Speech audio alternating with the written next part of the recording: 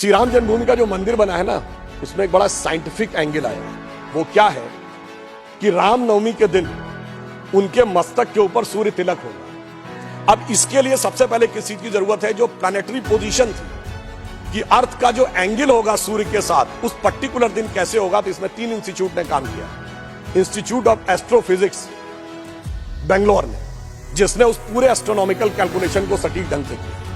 दूसरा है central building research institute Roorkee, जिसने कि उसकी व्यवस्था बनाने का काम किया। और तीसरी एक प्राइवेट कंपनी है जिसने वो कॉन्वेक्स लेंसेज के थ्रू कैसे वो अंदर आएगा और ठीक उसी बिंदु के ऊपर उस दिन केंद्रित होगा, ये व्यवस्था की है।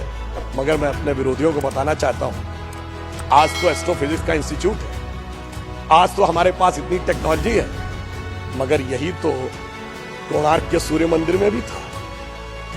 यही तो अगर आप देखें तो आंध्र प्रदेश में वेद नारायण मंदिर है, उसमें भी भगवान के चरणों के ऊपर पड़ता है। कोल्हापुर में महालक्ष्मी का मंदिर है महाराष्ट्र में, उसमें 3 दिन के लिए इक्विनॉक्सेस आते हैं तो देवी के मस्तक से लेकर चरणों तक चले जाते हैं। कर्नाटक के श्रृंगेरी में जो मंदिर है उसमें 12 महीनों में अलग अलग सूर्य की गति पड़ती है। पूछिए साहब, अगर विज्ञान नहीं था तो उस जमाने में इतना सटीक कैलकुलेशन कैसे हुआ जो आज इतने बड़े बड़े सैटेलाइट्स के बाद होने की बात आई है। इसलिए मैं कह सकता हूं कि इसके लिए हमें इस विचार पे धर्म और संस्कृति के साथ इस विज्ञान पर भी गर्व करना चाहिए।